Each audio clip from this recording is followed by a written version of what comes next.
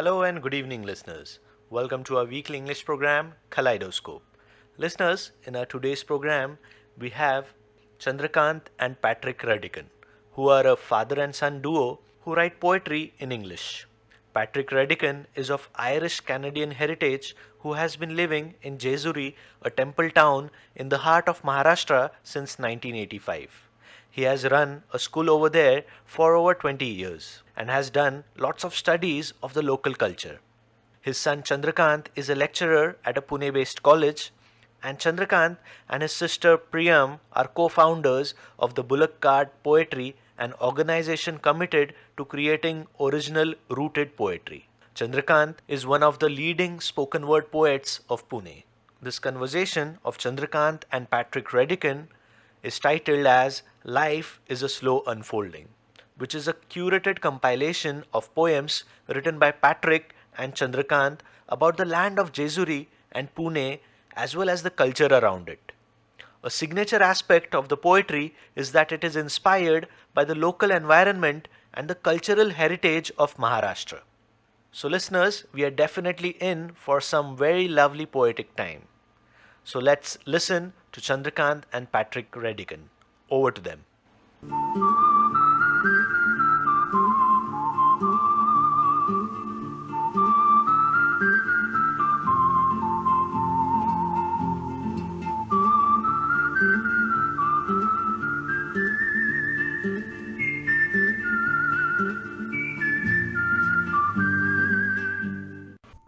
Life is a slow unfolding, knowledge not always sought, a gift waiting, a sudden waking to what is there. An unexpected note in a familiar song, some bored booble experimenting, or a new thrush lurking in the foliage of my wondering. A lark with a new trick of flight, or a bird completely strange, looking like a ground lark in this light. And where does all this knowledge lead? Could the solitary egret's stalking or the raucous chatter of the satbais make us wise? Is the answer in the skies? The bee-eater's acrobatics, the sudden passage of the parakeet, an arrow past the corner of my eye. The tumbling of the roller, the hoopos rise and drop, bring me closer to something that many, but not I, hesitate to call God. That was beautiful. Today's show is called Life is a Slow Unfolding, Poetic Conversations with Chandrakant Redican and Patrick Redican. I'm Chandrakant Redican, and with me is my father, Patrick Redican. Hello, Dad. Hello. Hi. Like, we've known each other for a long time, obviously. And you've taught me how to write. And it's only recently that you've actually gotten into poetry. So could you tell us a bit more on how you started writing more and more poetry and your life before that as well? So the poetry writing starts with Chandrakant and his sister Priyam becoming spoken word poets and founding a group here in Pune called Bullock Cart Poetry. And as spoken word poets, they were concerned with the quality of the writing in the English poetry. And so we founded a sort of weekly poet seminar called Poetry and Chai, where people come and read their poems to each other and then talk about them. And as I got more interested in how the writing was going on, then I began writing more poetry and listening to all the different poets, and that I got more and more interested in. So I'm writing almost on a weekly basis now. My background is 25 years of running an English medium school in Jesuri, which is in Pune district. And one of my main concerns there was writing, that people should learn how, not just learn how to write, but learn how to enjoy writing, so that it was an artistic part, a creative part of their lives. So it leads me to this. Great. You did write a lot for us when we were kids. You wrote a Flying Tiger story, which I heard and I cried about, apparently. Then you've kept on writing a lot of children's plays. And also, like, very recently, you wrote a novel called The Rhinoceros. And there's a poem in that novel which I'd like you to recite, because I think it's one of the best poems you've written. So could you recite that for us? Sure. Rhinoceros interest me because, of course, they're under threat, and they're such an impressive animal. And looking at videos of the rhinoceros on YouTube and on the TV, and then looking around me, the area we live in is called Purunder. It's a plateau above Pune, and with lots of old mountains in it. And I thought that this is a place for the rhinoceros. We should bring the rhinoceros here. If I had to add one creature to our plateau's sere ecosphere, it would be the rhinoceros. She would fit in.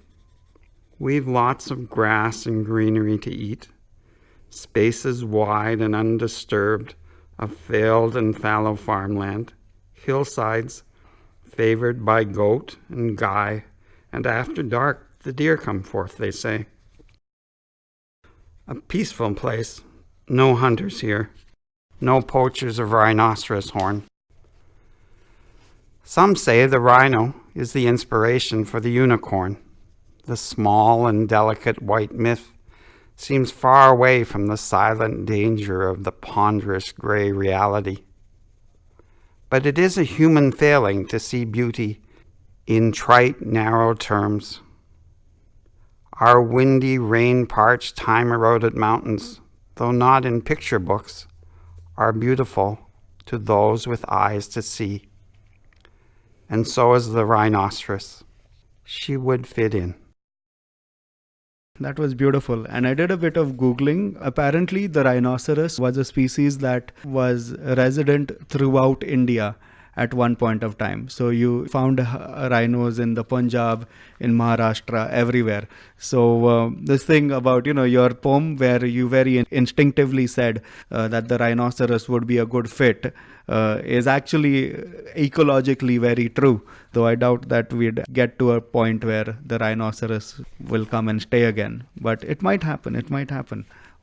Going on with the theme, you as a poet seem to be really comfortable with writing about the land and writing about things connected with the land, as opposed to a lot of English poetry which I'm hearing in the slam circles, which is not exactly connected to the land. We have poems about India, we have poems about a lot of different issues going around the scene, but poems which are actually about the land and connected to rural India in English are too few.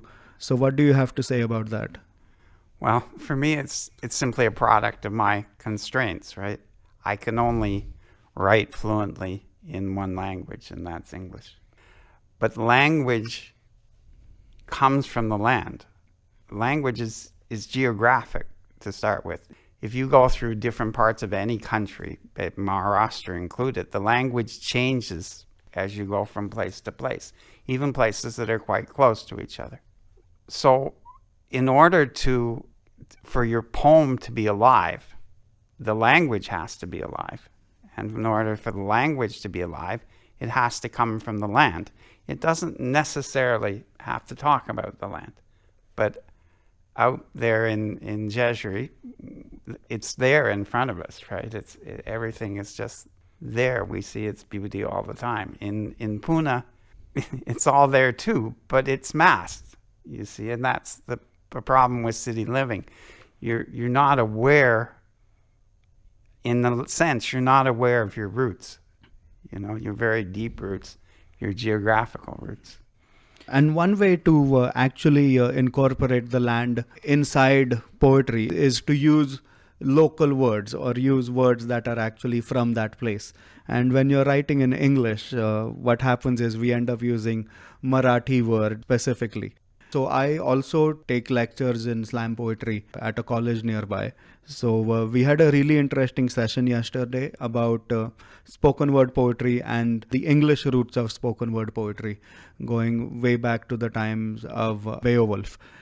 So could you just tell us a little bit about how connection of the land, like the connection between originality and being connected to the masses and also being connected to the land?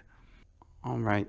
First of all, up until pretty much the Industrial Revolution, all literature was spoken word poetry. Right? We didn't have the novel, of course, and almost everything was written in verse. And it was written in verse for a number of very good reasons. One is that most people would be illiterate. So things like rhyme and rhythm, alliteration, they help us to connect sound-wise to what we're hearing. So they help us to remember it.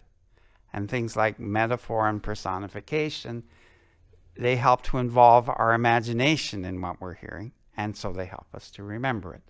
And in order for poetry or anything to pass on among non-literate people, it has to be memorable, right? We can't just get the general idea. We have to hear it more exactly. And the third and very important thing is that poetry is beautiful. The emphasis of poetry is on beauty, right? Truth and beauty. And Keats tells us that the two are the same. What's beautiful is true. What's true is beautiful. Maybe horrible, but also beautiful. And so we use poetry as a way of connecting to the land and to the language and a way of passing on our culture, you see. And when we got away from that for various reasons, and poetry ends up being something that people write in dark corners of dark rooms and, at best recite for their closest friends, it loses a lot of, it becomes marginal. And when poetry becomes marginal, the language becomes marginal. The language is so much less important. And it comes back again, if you're living in a city, if you don't see the geography, in Pune, for instance, we're surrounded by hills, but you hardly ever notice that you're surrounded by hills. Out in Jesuit, the hills are a fact, right? You always know they're there, you see. We have all sorts of streams in Pune. We turn them into gutters, and yet the streams and the hills are where all early cultures are founded. This is where we began. This is where man began his life, you see. And this is the beauty of it. Is that enough for that? Yeah. Awesome. So thanks a lot. We'll be ending this section. I've written a poem because you've done 3 poems. So yeah, I need to chip in with my own. This one is called The Language of Love. And it's kind of not really composed in one language. It's composed in, I don't know, I think like 7 or 8. I think it's good because we've spoken so much about language and land and geography and freedom. So this is what it's all about, It's about all these different languages coming together to almost form a single language. So here goes.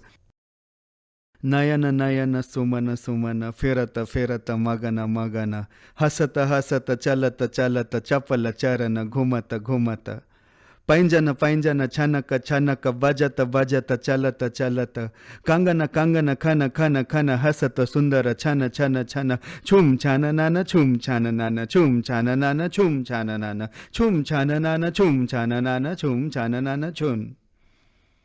Anklets, bangles, laughter, hands clapping, little movements, the rustle of your garments, that is the sound of the music you make.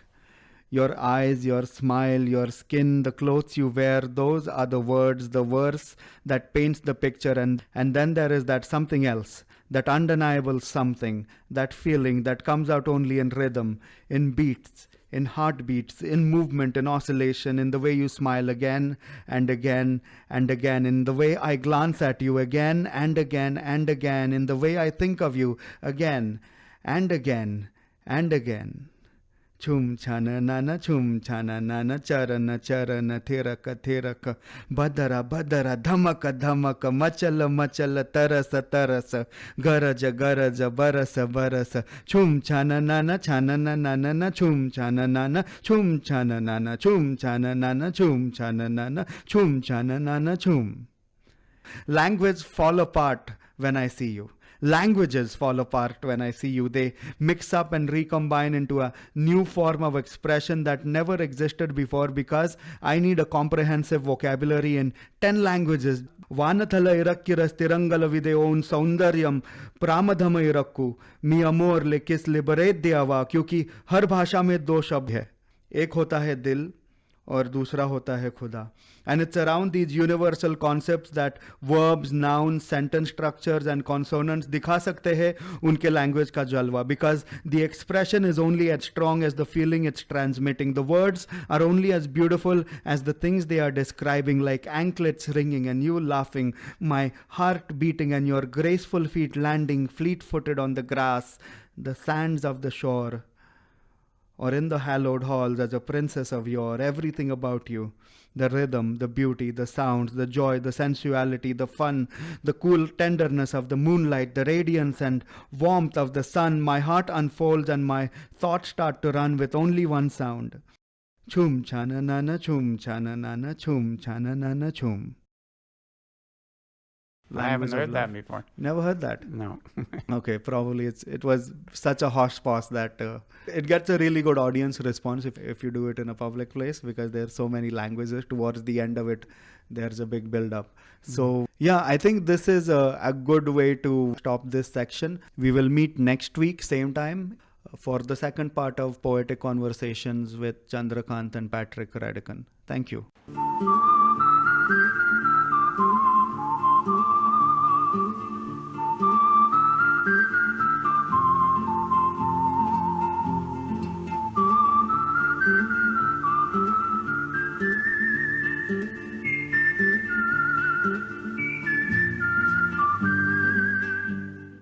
So, listeners, that was Life is a Slow Unfolding, Poetic Conversations with Chandrakant and Patrick Redican. This was the first part of the program. We will listen to the second part next Wednesday, same time, 8:15 p.m. So don't miss the second part. It will be more exciting. I hope you enjoyed this program. Thanks for tuning in. Please stand by as the next program follows.